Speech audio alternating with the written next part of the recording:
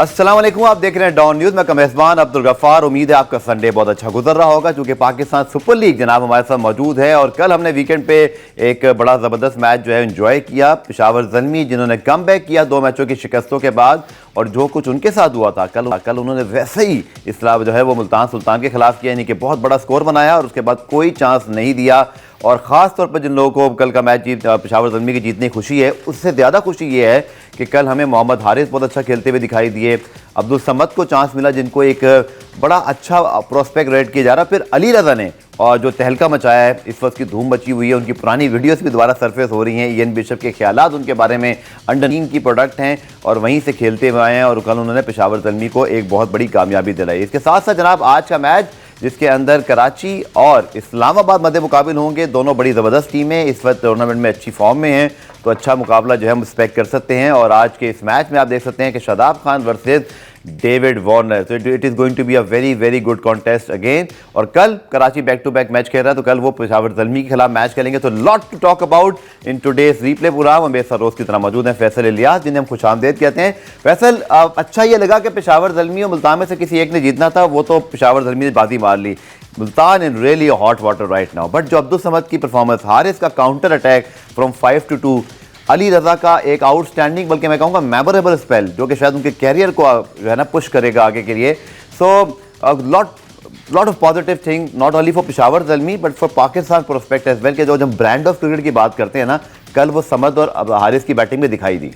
जी बिल्कुल। एक तो बहुत congratulations to Peshawar Zalmi, much needed win for them, और बड़ा अच्छा उन्होंने क्लिनिकल परफॉर्मेंस कहा जाए उसको तो नहीं होगा। और जिस तरह का -4 का रन रेट था उनका, नेट रन रेट, उसको पॉजिटिव करना बड़ा ज़रूरी था, ना सिर्फ मैच जीतना। So they've done all the things और सारे बॉक्सेस को उन्होंने टिक किया है कल के मैच में। लेकिन देखिए, हमने कल के प्री मैच में यही बात की थी कि टॉस बहुत इंपॉर्टेंट होगा। सबसे पहला कॉन्फिडेंस बूस्टर ये था कि वो टॉस जीत गए, लेकिन जिस तरह का आगाज़ पेशावर ज़ल्मी का हुआ था कि आपके बाबर और साइम अयूब जो है 5 रन पे 2 विकेटें गिर जाए, लग रहा था फिर गए कि हाँ, बहुत ये भी फुटेजेस दिखाई गई कि जैसे ही बाबर आउट होते हैं और साइम आउट होते हैं तो क्राउड बाहर जाना शुरू हो गया।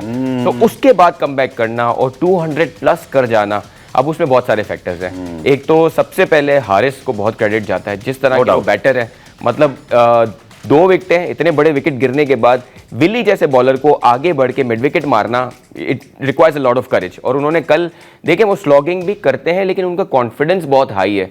अल्लाह से दुआ ये है कि ये इनका कॉन्फिडेंस पॉजिटिवली कॉन्फिडेंट रहे, और अल्लाह से ये भी दुआ है कि इनको सही तरह चांस मिल जाए, क्योंकि इनको वनडे में चौथे नंबर पे खिलाया, फिर T20 से ड्रॉप कर दिया। तो गिवन है, एक चीज तो गिवन है, अगर पाकिस्तान T20 में हारिस को नहीं खिलाता, जिस तरह की कीपिंग है उनकी, कीपिंग भी बहुत अच्छी की है, बिल्कुल ज्यादती है, मतलब ज्यादती है। आप अपने प्लेयर को जाया कर रहे हो अगर आप हारिस को नहीं खिलाते, बिकॉज उनके बड़े अनऑर्थोडॉक्स शॉट है। अब आप देखें, पड़ोसी मुल्क में आप देखें, वहां पे अनऑर्थोडॉक्स खेलने वाले या बॉलिंग कराने वाले को अप्रिशिएट किया जा रहा है, और हम उल्टा कर रहे हैं। मतलब एक बंदा जो है वो खुल के दिखाता है उसको कितना कॉन्फिडेंस है। देखें, इस प्लेयर की और ग्रूमिंग की जरूरत है, तो वो इंटरनेशनल लेवल पे कंसिस्टेंटली अच्छा परफॉर्म कर सकता है। एक बात, दूसरी बात ये कि हमने कल जो चेंजेस डिस्कस की थी कि वुड को टीम में आना चाहिए, हमने बहुत सारी जो चेंजेस का डिस्कशन किया वो पेशावर ज़ल्मी ने किया।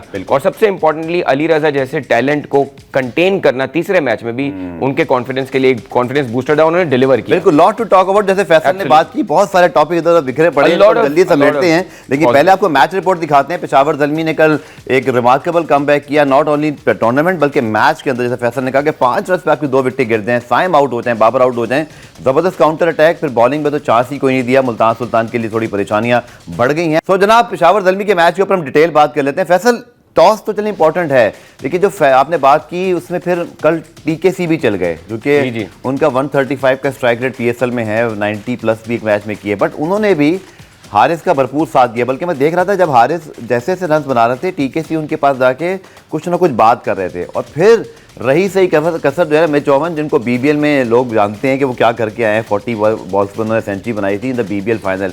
वो जो बैकफुट पे उन्होंने स्पिनर्स को छक्के मारे हैं ना, रमीज राजा भी बात करते हैं, बैकफुट पे जाके आप स्ट्रेट छक्का मारो, इट शोज कि आप कितने पावरफुल हो। और फिर फील्डिंग में आपने देखा कि जो अल्जारी जोसेफ और फिर मिच ओवन के पास कैचेस गए, लिटरली लग रहा था कि बहुत बड़े बड़े लड़के खड़े किए हुए, लंबे लंबे कैच उनके हाथ में गए। सो गैर मुल्की खिलाड़ियों ने जहां मौका मिला उन्होंने लिटरली कल प्रोफेशनलिज्म दिखाया और ऐसा लग रहा है पेशावर ज़ल्मी वाकई एक टीम की तरह खेलती हुई दिखाई दी कल। देखिए वो सब स्टार्ट हुआ, कैडमोर ने भी जो छक्के मारे हैं वो उस वक्त स्टार्ट हुआ जब हारिस ने ये शो किया कि पिच में कुछ भी नहीं है, वरना आपके 5 पे 2 हो जाए ना तो तीसरे चौथे नंबर वाले वो सोचते हैं कि 10वें ओवर तक गेम को लेके जाओ और उसमें आप कभी भी 200 प्लस नहीं कर सकते। लेकिन हारिस ने जो शुरू किया उसके बाद कैडमोर को लगा कि यार ये पिच तो ठीक है, इस पे मारा जा सकता है और उन्होंने खुल के मारा। देखें पेशावर ज़ल्मी और मुल्तान की बैटिंग में 6 हिटिंग को अगर आप डिफरेंस देखेंगे ना, सबसे बड़ा डिफरेंस यही था कि मुल्तान सुल्तान वाले क्रॉस बैटेड खेल रहे थे और पेशावर ज़ल्मी वाले सीधे मार रहे थे। सीधे मारने के लिए आपको पावर चाहिए, आपको वो स्ट्रॉन्ग बेस चाहिए, आपको थोड़ा लॉन्ग हैंडल खेलना पड़ता है। वो सब चीजें दिखी हमें ओवन की बैटिंग में भी और कैडमोर की बैटिंग में भी। वो दोनों अब्दुल समद की जो बैटिंग लॉन्ग हैंडल से खेल, एक चीज इस पे आगे चल के बात करेंगे। Abdul Samad look like a very good mind कि मैंने किस तरह के बॉल को किस तरह खेलना है, उन्होंने बिला वजह की स्लॉगिंग नहीं की कल। नो डाउट एक उनको चांस मिला जो बड़ा अनफॉर्चुनेट है कि ने कल काफी जो है ना वो गलतियां की, बहुत बुरी फील्डिंग और देखें उनके ओनर का इतना सारा इन्वॉल्वमेंट। अब ये सब बुरा लगता है, मतलब क्योंकि आपकी टीम, देखें आपको टूर्नामेंट स्टार्ट होने देना चाहिए, आपकी टीम को वाकई चैंपियंस की तरह खेलने देना चाहिए, फिर आपको ये सारी चीजें एक्टिविटीज करनी चाहिए।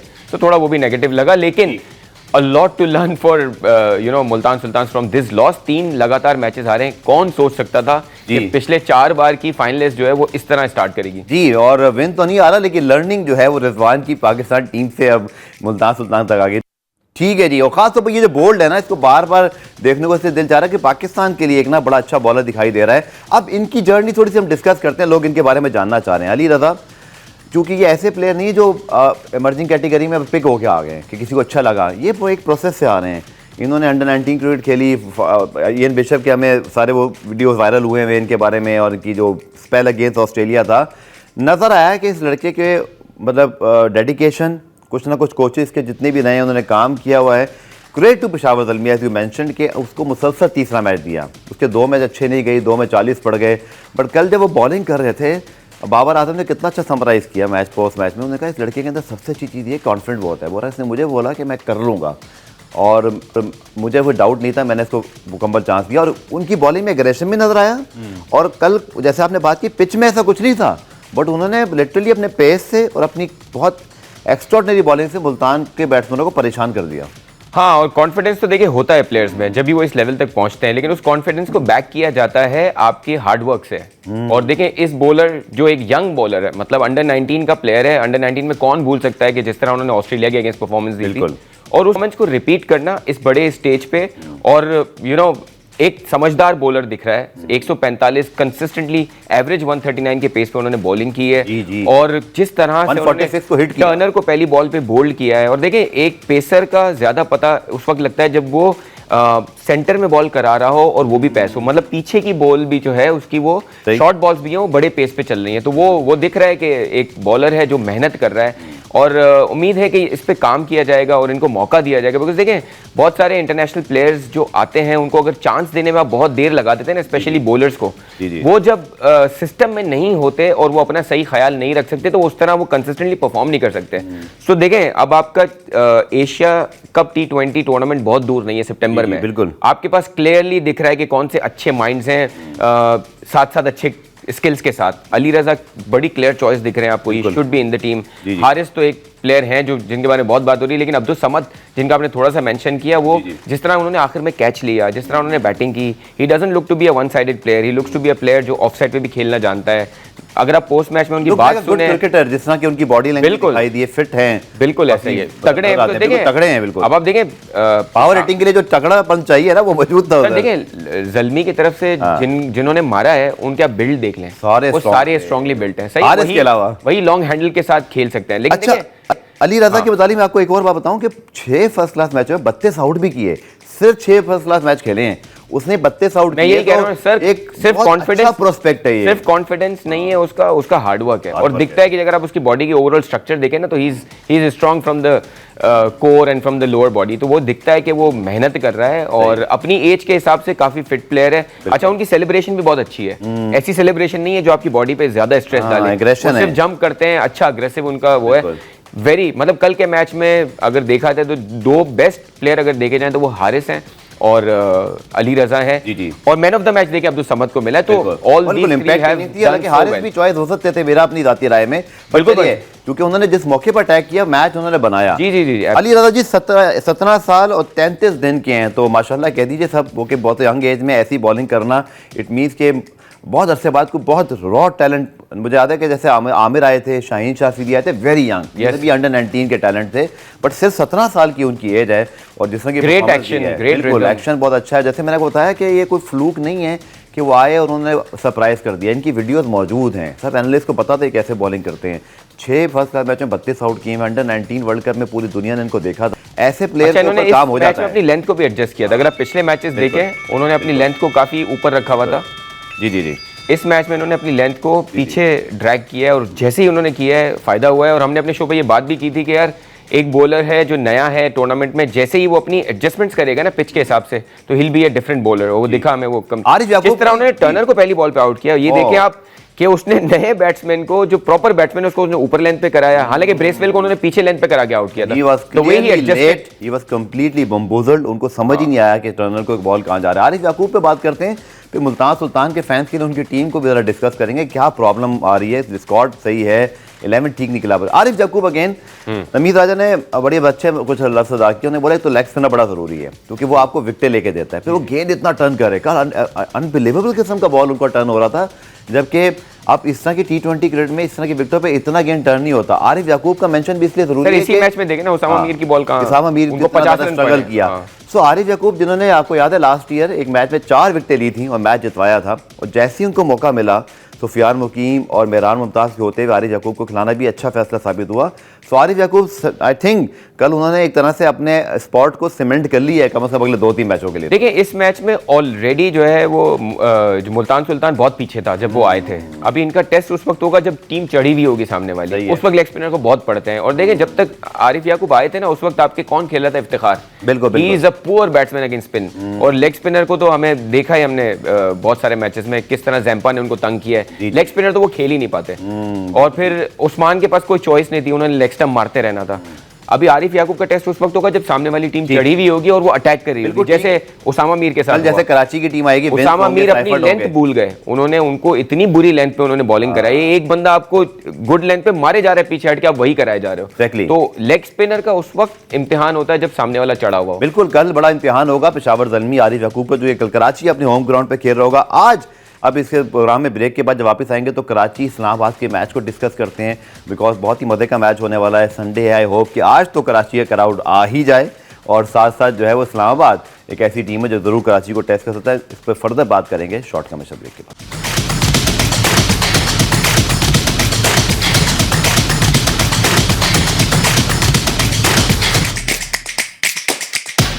तो जनाब 4 फाइनल खेले हुए हैं और अभी भी टीम चूंकि ट्रांजिशन से गुजर रही है, तो वैसे ऐसे लगता है कि मुल्तान सुल्तान जो है ना वो अपने कुछ प्लेयर्स के जाने के बाद अब तरह से उस कॉम्बिनेशन में नहीं आ पाई।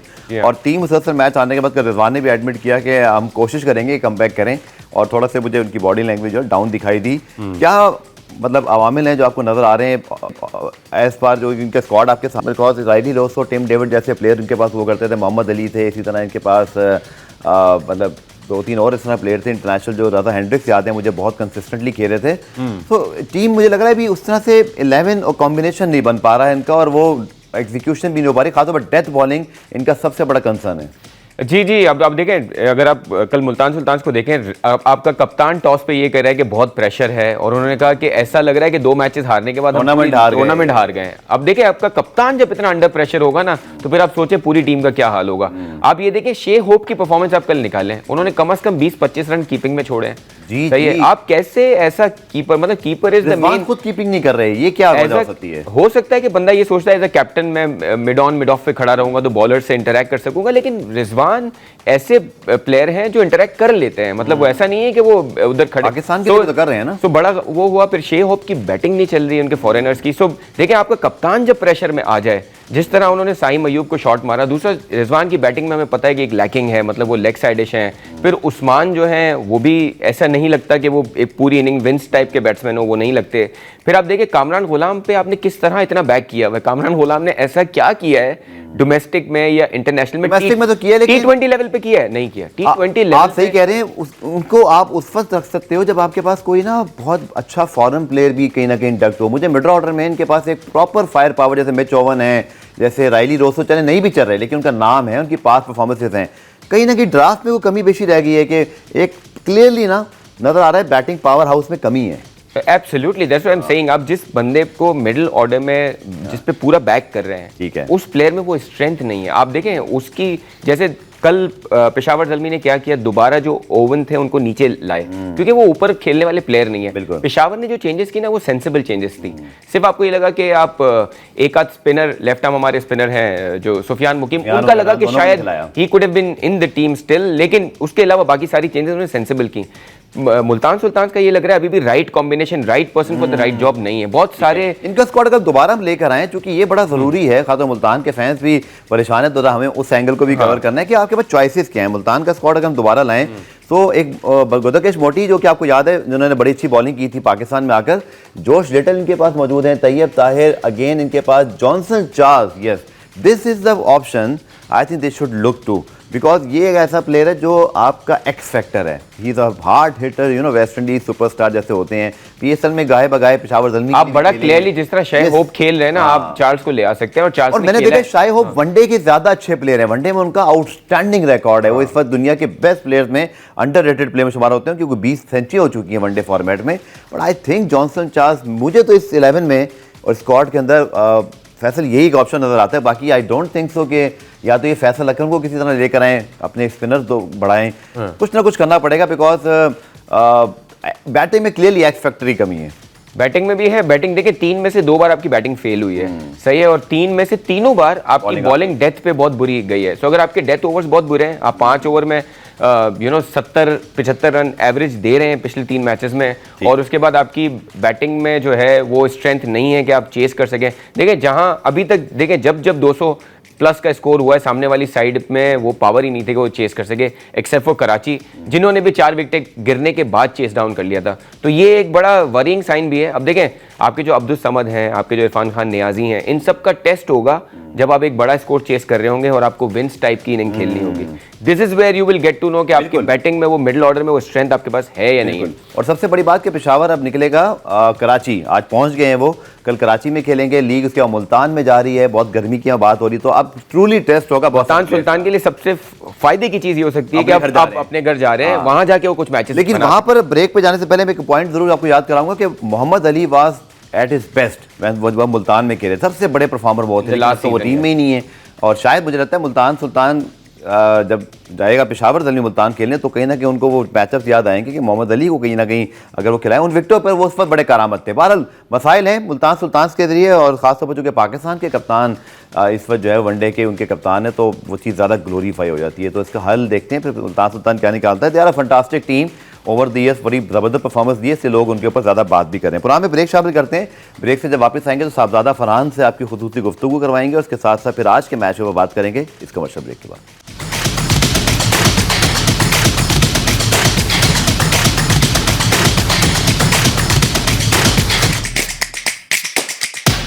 तो जनाब back to back thriller matches, और आज हम बात करते हैं तो इस्लामाबाद कराची का मैच है। और फैसल मतलब कराची ने बड़ा अच्छा रिवाइव किया अपने आप को, अच्छी चेंजेस किए, नबी को खिलाया, इसी तरह उन्होंने मीर हमजा को खिलाया था। इस्लामाबाद नीड नो इंट्रोडक्शन, इस वक्त जो है ना वो खतरनाक टीम बने हुए हैं, और कहते हैं ना team to watch right now, but अपने घर से बाहर निकल के आए हैं। अब ये खेलेंगे आज कराची में, तो different challenge for them, but I think Karachi will be very ready for this. हाँ, और सबसे इंटरेस्टिंग फैक्टर आज के मैच में ये भी होगा कि कौन सी पिच पे मैच खेला जाएगा। एक पिच है जिस पे 3 मैचेस ऑलरेडी हो चुके हैं, उसके बराबर में ऑस्ट्रेलिया से लाई हुई ड्रॉप इन पिच है, क्या उस पे मैच होगा, उस पे बड़ा डिपेंड करेगा कि मैच की सिचुएशन किस तरह होगी। ठीक है, अगर जिस पिच पे ऑलरेडी 3 मैचेस खेले गए हैं वहां पे मैच होता है तो फिर टॉस बड़ा क्रिटिकल होता है। जो 235 पे मतलब 100 कितने पे आउट हुआ था कराची आखिरी मैच में, सॉरी कोयटा, तो बड़ा डिफरेंट हो गया। 235 चेज हुए थे और कहाँ बिल्कुल कोयटा ने स्ट्रगल क्योंकि वो पिच की हालत ऐसी हो गई कि उसमें सेकंड इनिंग्स में उस पे स्पिनर्स, क्योंकि वो क्रैक जो है वो पहली इनिंग के बाद इतने खुल जाते हैं कि स्पिनर को ग्रिप और टर्न मिलता है, और हमने टर्न का लेवल देखा है, टर्न बढ़ता जा रहा है उस पिच। सही है।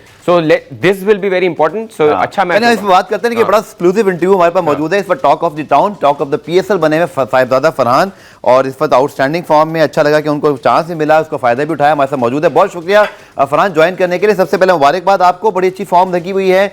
9 T20 मैचेस में आप 4 सेंचुरियां एक साल में बना दें तो इट इंडिकेट कि आप कितने कंसिस्टेंट हैं, और फिर पीएसएल में भी आपने उसको पूरी तरह ट्रांसलेट। कितनी खुशी है कि आपकी जो फॉर्म थी डोमेस्टिक की, उसको आपने पीएसएल में भी ट्रांसलेट किया। बिस्मिल्लाहिर्रहमानिर्रहीम। देखिए, जिस तरह आपने बात की कि आपकी फॉर्म जिस तरह जा रही है, तो फॉर्म इसलिए जा रही है कि मैं सालों साल डोमेस्टिक क्रिकेट खेलता हूँ, एक भी मैच मैंने अभी तक मिस नहीं किया। और इससे पहले जो नेशनल T20 था, तो ये मेरा चौथा सीज़न था जो मैंने टॉप किया है, और मेरा फुल फोकस इस चीज़ पे था कि मैंने इस सीज़न इस डोमेस्टिक में मैंने 200 करने। वो जिस तरह मैंने 300 किया तो उससे काफ़ी कॉन्फिडेंस मिला, और इसका क्रेडिट देना चाहता हूँ जो हमारे एकेडमी के कोचेज़ है, इदरीस भाई है, एजाज अली शाह है, उसको क्रेडिट देना चाहता हूँ कि वो मेरे साथ 2-3 महीने लगातार उसने मेरे साथ मेहनत की है, और स्पेशली मेरे हार्ड हिटिंग पे मेहनत की है, जो आप लोग के सामने जिस तरह मैंने नेशनल T20 में 40 छक्के लगाए थे, तो मेरे लिए वो बड़ी बात है मेरे लिए। बिल्कुल जी, 40 छक्के वहाँ थे, अब यहाँ पे कुछ 10 हो गए हैं। आप ड्राफ्ट में आप बिल्कुल आखिर में आए, क्योंकि ड्राफ्ट की इनिशियल में नहीं थे। इस्लामाबाद यूनाइटेड ने आपको बाद में पिक किया, और फिर आते ही आपने धुआंधार परफॉर्मेंस दी, फिर आपको चांस भी प्रॉपर मिला फरहान कि आप ओपन कर रहे हैं और पहले मैच से कर रहे हैं। सो ये कितना बड़ा टर्निंग पॉइंट है? देखिए, मैं ना मेहनत पे बहुत बिलीव करता हूँ, और करनी भी चाहिए, क्योंकि सब लोग यही कहते हैं कि भाई आप हमारे हाथ में क्योंकि सिर्फ मेहनत ही है। जी जी। तो जिस दिन ड्रॉप हुआ, आप यकीन करें, मैं उसी सुबह प्रैक्टिस करने गया था, मैंने 2-3 घंटे अपना सेशन करवाया था, और क्योंकि अंदर से एक फीलिंग आ रही थी कि नहीं भाई, आगे नेशनल T20 आ रहे हैं, आपने यहाँ पे रन करने, दोबारा कम बैक हो सकता है आपका पीएसएल में और इंटरनेशनल मैचेस में, क्योंकि मुझे पता था कि हर एक टीम ने एक एक 2-2 प्लेयर्स लेने होते। तो मेरा सारा फोकस और मेरा जो गोल था नेशनल T20 पे था, सबसे पहले ये था कि इसको टॉप करूँ और यहाँ पे 1-2 लगाऊँ, तो इंशाल्लाह मेरा नाम आ जाएगा। तो इस्लामाबाद यूनाइटेड मुझे पिक।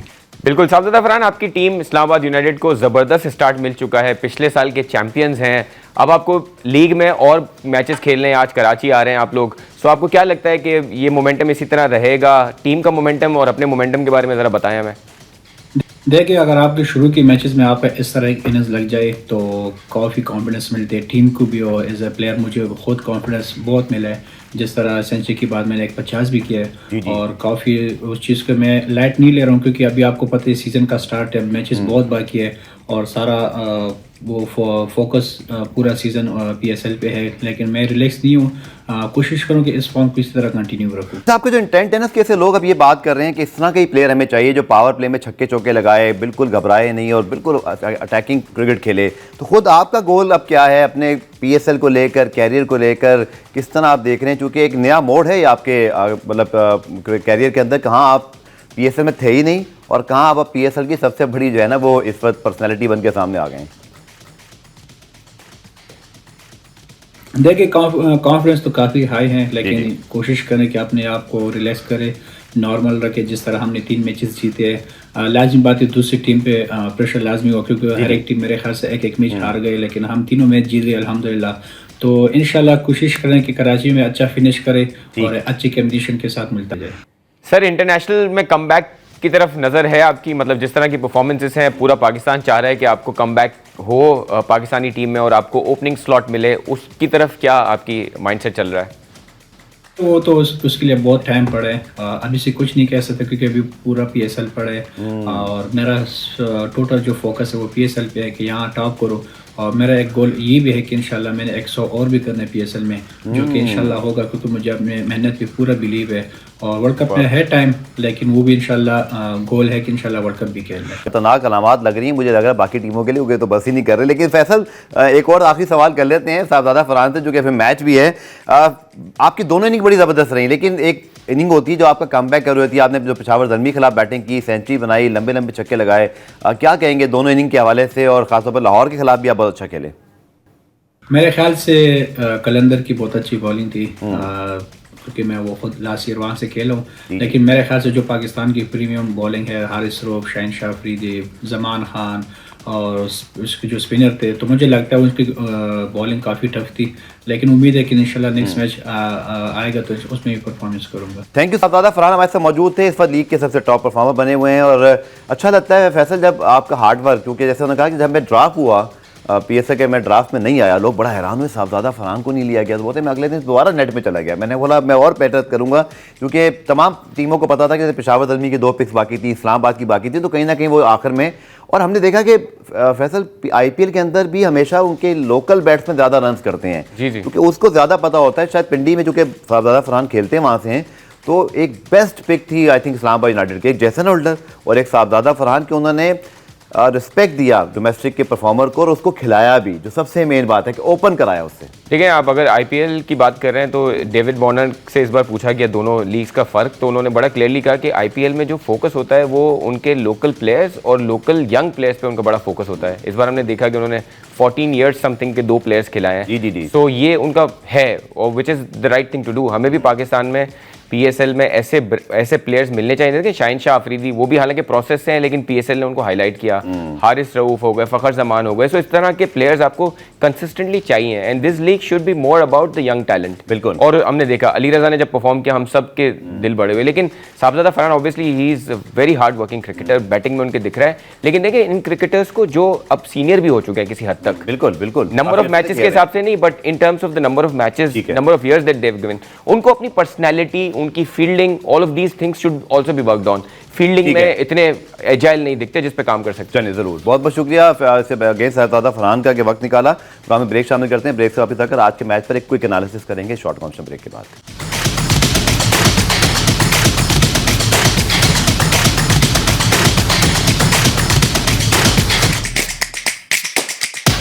तो जनाब टेबल टॉपर इस्लामाबाद आ गए हैं कराची और आज वो मैच खेलेंगे। 6 पॉइंट, उसी तरफ कराची के भी 4 पॉइंट्स हैं, लाहौर कलंदर के 4 पॉइंट्स हैं ना। फैसल, जब आप अपने शहर से या दूसरे वेन्यू पे जाते हैं तो फिर आपको थोड़ी ट्विक्स करनी पड़ती है। ज़ल्मी ने कल अपने मैचेस में की। आपको लगता है कि इस्लामाबाद को इस लम्हे ज़रूरत है? रसी वंडर-डुसन आए नहीं, एक ब्रेकिंग न्यूज़ ये हार्ट ब्रेकिंग इस्लामाबाद के लिए कि Matthew short is now out of the PSL। सो क्या आपको लगता है कुछ चेंज कर सकते हैं? देखिए, अगर आप इस्लामाबाद की बात करें, बॉलिंग में ये पूरे हैं, स्पिनर्स इनके पास इमाद वसीम और शादाब जैसे स्पिनर्स हैं उनके पास। बैटिंग में और कीपिंग में मुझे लगता है कि कुछ मिडिल ऑर्डर में देखिए मनरो पे पूरा डिपेंडेंस ज्यादा है और शादाब बहुत ऊपर आते हैं। वेंडर-ड्यूसन अभी इनके पास है नहीं, तो मुझे नहीं लगता अभी ये चेंजेस करेंगे, लेकिन जब वेंडर-ड्यूसन आ जाते हैं तो मुझे लगता है कि शायद कीपिंग में वो आजम की जगह उनको लाएंगे और फिर देखेंगे इंटरनेशनल प्लेयर किसको रिप्लेस करेंगे। लेकिन the way they are going right now, they are you know on the top of the table. Karachi के अंदर चूंकि आप एक डिफरेंट वेन्यू पे आ रहे हो और आपने जैसे कहा पिच फैक्टर भी, तो एक नई जोन में जरूर होंगे, थोड़ा सा सोचना पड़ेगा क्या। बिल्कुल इतना आसान चैलेंज नहीं होगा और कराची भी एक मोमेंटम में जी कराची की जी स्क्वाड लाइन, खासतौर पर हसन अली का राइज, इंशाल्लाह उनसे कल आपको मुलाकात भी करवाएंगे। और बहुत अच्छी चेंजेस की हैं और विकेट को समझ गए हैं। डेविड वार्नर जैसा ब्रेन उनके पड़ा हुआ है, फिर रवि बोपारा बड़े प्ले कोचेस की बात करते हैं, बट रवि बोपारा इस टीम के साथ बड़े अरसे से मुंसलिक हैं, तो छुपे हुए रुस्तम की तरह वो एक काम कर रहे हैं। सो आई थिंक कराची का रियल टेस्ट भी आज ही है, जो कि इस्लामाबाद इनके मध्य मुकाबिल है और यही आई थिंक बड़ी हद तक इनके सीजन को डिफाइन भी करेगा। यहाँ मैच जीत जाते हैं, 6 पॉइंट हो जाते हैं, देन आई थिंक ये अपने ट्रैक पर हैं। हाँ, जिस तरह पिछला मैच कराची ने खेला है, मोहम्मद नबी उनकी टीम में आ गए हैं और ऊपर से हमने देखा साइफर्ट और जो इनके कप्तान है जिस तरह बैटिंग जिस तरह बैटिंग कर रहे हैं, वार्नर जिस तरह बैटिंग कर रहे हैं, मुझे नहीं लगता इनको एक जो चेंज करनी थी जिसके बारे में बार बार कह रहे थे वो चेंज उन्होंने कर ली है। नबी क्या है, सीबीओ फैसल में बात कर रहे थे कि इनके पास 3 टॉप फॉरेन प्लेयर हैं, बट नीचे प्रॉब्लम है। बट नबी कहीं ना कहीं आपको ना एक्सपीरियंस जैसे वो एक कंफर्ट जोन देते हैं कि अगर आपकी विकेटें गिर भी जाए तो ही कैन फिनिश। और देखें उसके साथ साथ लोकल प्लेयर्स में खुशदिल शाह ने कुछ अच्छे इनिंग्स खेल लिए हैं, तो वो उसका भी कॉन्फिडेंस है। खुशदिल ने बॉलिंग थोड़ी बेहतर करानी है। देखें स्पिन में थोड़ा कमजोर लगता है मुझे Karachi.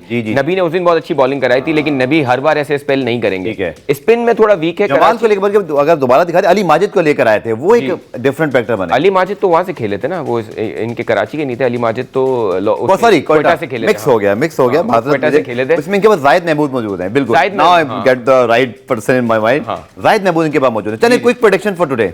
I think Karachi is favorite to win today because they have played 3 games in this conditions. I will go with Islambad United। बहुत शुक्रिया फैसल, और कल इंशाल्लाह फिर आपसे दोबारा मुलाकात होगी। तब तक के लिए अल्लाह हाफिज।